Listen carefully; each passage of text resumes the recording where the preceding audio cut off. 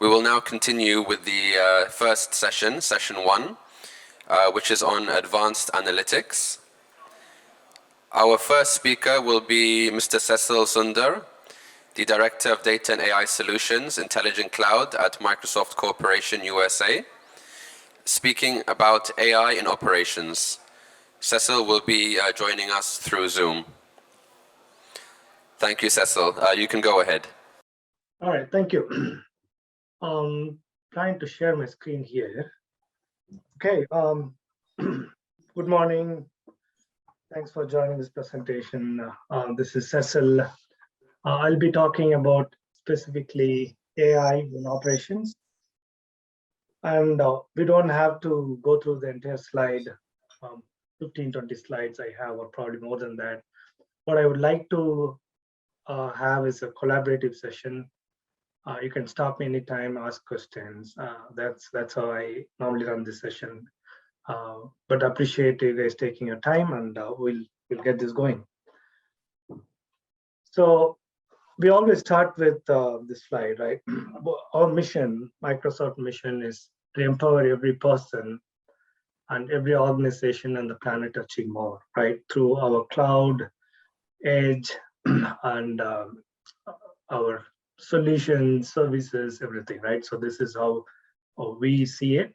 If we empower every individual, every person to do more than what they're doing, that increases organizational ability manifold, and it will drive more transformation, more empowerment, more value to the people around the planet. So that's what we are, right? I don't think any questions there.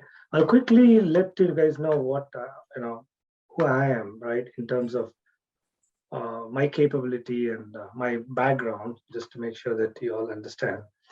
I was with Indian Air Force. I started my career as a squadron leader there, as a pilot officer, went on to become a squadron leader.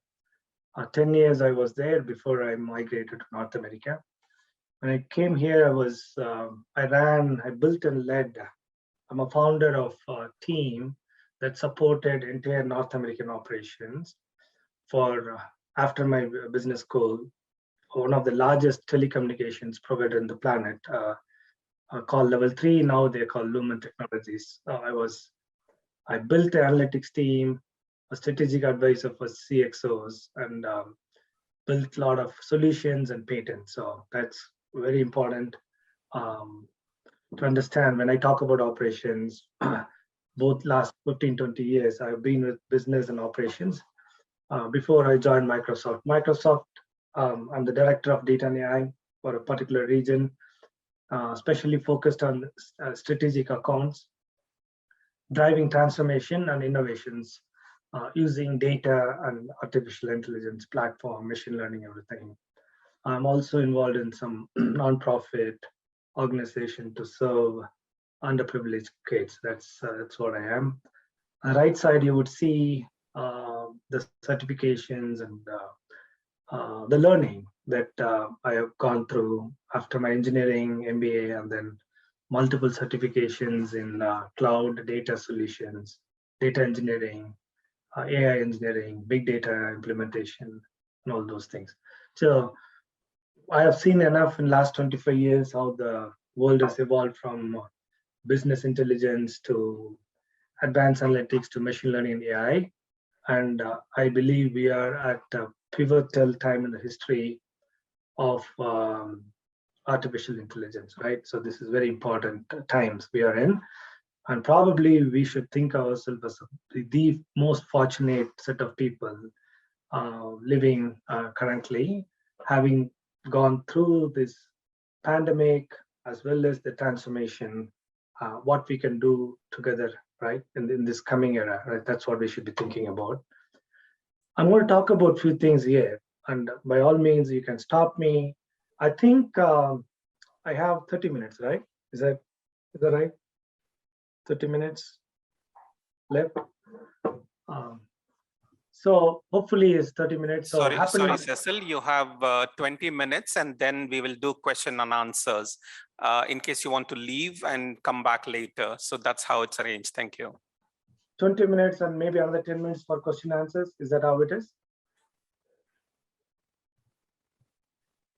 Yes, otherwise, if you want to do 30 minutes and stay until the end of the event to do question and answers, we are happy with that. Yeah, that's fine. I'll do 20 and then take questions. Probably I'll do 15 and take questions. I'm more interested. Great. Up to you. Up to you. Thank you. Appreciate it.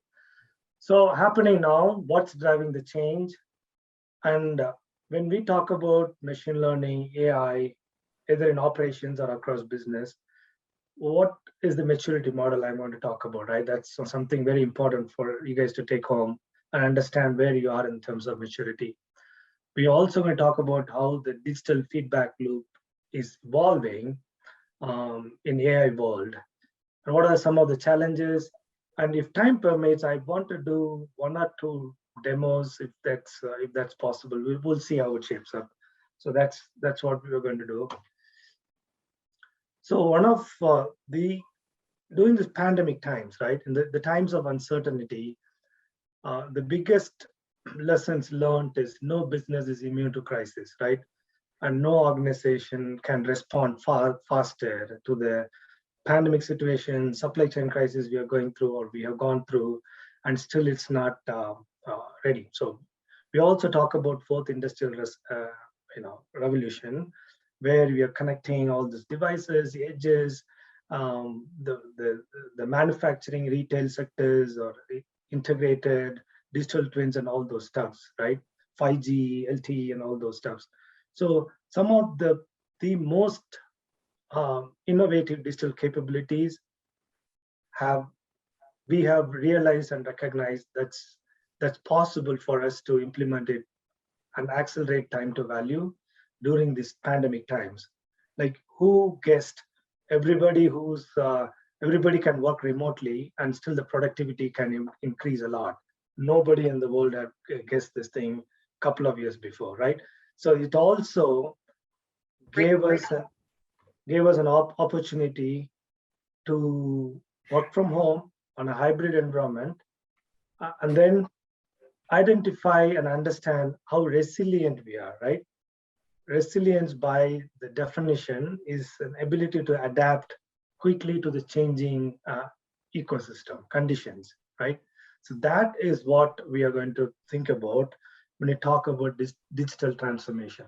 How resilient is the organization? How resilient we are as an individuals are to these changing situations, and how can we accelerate those transformation, leveraging the platforms we have, leveraging the technology, skills, and capabilities, right? Keep in mind, this is the most important thing that we will be asked to do, challenged to do, that can you respond and not react, proactively respond to those changing global ecosystem, macro conditions, as well as your organizational changes, right? So that's important for us to understand. So the future of AI is now. So it's not a jargon anymore, right? This is not something that artificial intelligence is someone else's job. When we open your phone, if you are using facial recognition to open it, that's an AI, right? That's AI straight in your hand, right? When you swipe your credit card and there is a fraud alert, it's again artificial intelligence detecting fraud, right? So when you talk about security, when you book an Uber, when you drive a car, your Google Maps, your maps, everything is under the hood. The engine is artificial intelligence. So believe it or not, you are already integrated with AI technologies, wired with them around you. The only thing is we are not doing it enough in the business side, right? So 95% of the enterprise are considering AI technology to be important for the digital transformation. 95, right? There won't be an organization which tells, okay, AI, I can wait. There is not a scenario that I'm thinking of where you cannot implement an AI and deliver or achieve value through that solution, right? And AI is not the future. We talked about it. It's now, and 81% of the enterprises reported positive return on investment. One of the major constraints for AI is, okay, do I have this platform that I have with my data center?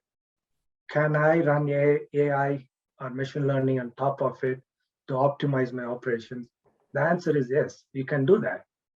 There are technologies that you can leverage to run machine learning and AI on top of your data centers. However, the challenge, the question you need to ask yourself is, do I want to maintain those systems? Do I want to govern it, secure it, or should I go to cloud? So if you think about the scale, the opportunity in front of us, the ability to scale phenomenally in terms of storage and compute everything, you got to think either hybrid or cloud to drive for these results, right? So on-premise simply cannot scale at this point, right? You ought to start thinking about how can I go into hybrid mode, how can I go into cloud for driving some of the AI innovations and leverage AI as a platform to drive value, right? So, and again, another thing is analytics and AI is the #1 investment for business leaders. Of course, the challenge is, can I maximize my ROI? Is what the challenges are right now. But we'll talk about it after the AI. So maturity model, are there any questions? I see some comments or questions. Are there any questions or comments? All right, so that's good. So think about where we are, right? If in terms of operational maturity or business maturity in terms of machine learning, AI, and business intelligence, you gradually go from BI stack, or people use spreadsheets to analyze some reports and deliver it, or Tableau, Power BI, Click, anything you use, it's called interactive dashboards. What this will do is business intelligence, right? These are traditional BI tools. You will get a snapshot of what had happened, right? And looking back, views of how we can do things better and who's accountable for this, and you create more and more reports and everything. So these are primarily positioned for decisions. They're decisions that you can take based on the historical understanding of what had happened. So now, as the organization matures, this is where the stage 3 comes, right? If you think about predictions, and for this, ML platform is important. So at this point, you're maturing into a very different paradigm. It's a kind of what we call a paradigm shift. Once you start thinking about machine learning and predictions, you are migrating your capability and the value into a different area, that is advanced analytics, right? What will happen? So if you're running a BI stack, you can quickly move into machine learning and AI using some of the advanced machine learning platforms we have, right? And I don't want to name any vendor. It's not biased. We don't want to be biased with a particular vendor or anything or partner. So think about from business intelligence, you want to move to machine learning and machine learning at scale, right? Once you have that, once you create those insights and predict what will happen, then you make prescriptive recommendations, right? That is where the action starts. What should you do? Okay, I see the inventory drop down based on my predictions. I need to have a safety stock because my lead time is increasing, right? Or because the customer demand has increased. So you need to ramp up more. So we are moving away from just-in-time inventory to safety stock methodology. All these things would happen, and it will be very prescriptive. Your inventory should be, let's say, 20,000 or 15,000, right? Some specific number, specific action will be recommended to you in terms of decision support mode, right?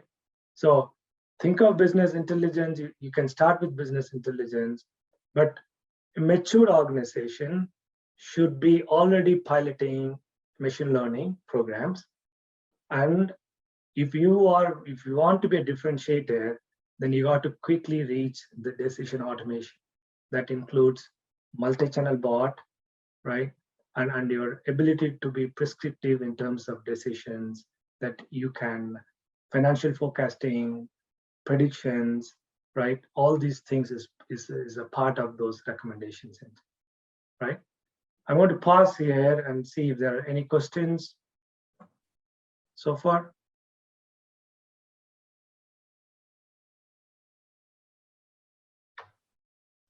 All right. So I think we'll just finish it, and then we'll go through the questions. So digital business and operations. So far, what we have seen is your customer data is separate, right? You have this chatbot, customer data, and if there is a separate analytics going on. Your employee productivity data is separate, and you have a separate productivity, HR analytics going on there. And then the reports and insights are siloed across the board. AI in its own silo is trying to innovate something, running some pilots, not totally integrated, right? And operations is running its own reporting and analytics and all these things. Product has its own DevOps and needs in terms of analytics, reporting, marketing strategy, and all those things. So these are the silos in which we operate. Based on the growth across all the spectrum and the AI being the core of it, so it is going to shape up like this, right? It's called digital feedback loop. So this is how a future of organization is going to evolve. So when operations go faster, that means you have a happy customer, that you're able to deliver products and services on time, right? Your ability to drive insights for an operator, for an employee to do more increases if you integrate all these systems together. I'm not talking about bringing all the sources together and making as one platform. We have technology that's, whether it's a data lake or big data engines, data warehouse engines. We have a modern data platform that brings all the data integrated into the platform and then helps accelerate innovations across all these areas. Your customer side, empowering your employees with insights, making sure the operations are going faster with optimal OpEx, and how do we accelerate innovation and transform new products and services to the market. Every single app you deliver, that's going to be AI infused, whether it is a simple bot or you have a predictions on the application. Every single application in future is going to be AI infused. So what we call is digital feedback loop, and all these things needs to, these 4 areas needs to share data and collaborate and make sure that the data that we leverage, the insights we leverage from each other, helps drive your top line growth, help drive your customer experience, improve your customer satisfaction, right? Empower employees with better insights so they understand the risk in that area and mitigate it proactively rather than reactive, right? So this is how an intelligent operations is going to evolve, right? So this operations per se, think about on the left side, if you are plagued with, or I wouldn't call plagued, if you are constrained with these areas, right? Increasing OpEx, you want to do more, the first thing we are asked for is, I need more headcount, right? I need more people to do more things, right? So this is operational constraints we call. And your lead time to deliver services or products continue to increase because you have different technologies, different skill set, process visibility is not there, and all those things, right? Customer satisfaction goes down and down because we have this constraints, that is operational constraints. From systems perspective, this is a very classic scenario. We have to operate multiple systems. Data assets are siloed, right? So we don't know how to integrate the data assets. Data quality governance is a challenge. We talk about garbage in, garbage out, but gone are those days that you can't keep blaming data quality, because we now have the ability to gain insights even from the document. So data quality is the paramount thing, but you don't have to wait for data quality to be perfect to deliver insights, right? And the reactive reporting. So these two silos, these two constraints, it might be more, I'm just calling the very high level constraints that we see in the industry. Operational constraints, system constraints. The opportunity in front of us is automation using AI, right? It doesn't matter if my demo works, I'll show an integrated multi-channel bot where we can do the knowledge mining, research, also return an order and all those things. And if you have a manual processes, you can automate using logic flow or any UiPath or any kind of automation apps that integrates with AI. So a lot of possibility to automate. I'm not telling you don't need a OpEx, but your people can do more when you leverage automation in AI. You can do more with less people, right? And unify data analytics. So the system constraints we talked about, silo data assets, structured data, unstructured data, IoT data coming in from your equipments, all those stuffs. And then our inability to orchestrate and gain insights out of it. Now we have modern data platforms, right? In Azure, we call Synapse, BigQuery, or whatever Amazon AWS calls. You have this unified data analytics platform that doesn't bother about type or structure of data. You can bring everything in and then run analytics at scale on top of it. It's called unified data analytics, right? On top of it, Cecil, yeah. Just in a minute, if you can kindly wrap up the presentation. And of course, if you join later in the Q&A, whatever's missed out, you can add at that point of time. Thank you. Yeah. How many minutes left? We're actually time up. It's another minute or two maximum, please. And then you have a Q&A, or you want me to do a Q&A later? Q&A later. Okay. So let me run through this very quickly, right? So this circle is important.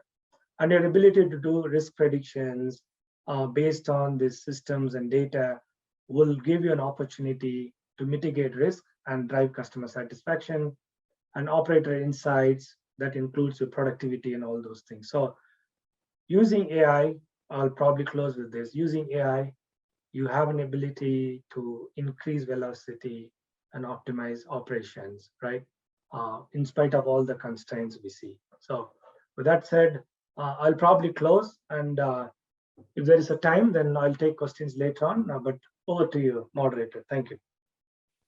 Thank you so much, Cecil, for the wonderful presentation. Please either stay or come back at the Q&A time, as what you're saying is quite useful for all of us here. Thank you so much. Thank you. Thank you. Thank you. Thank you.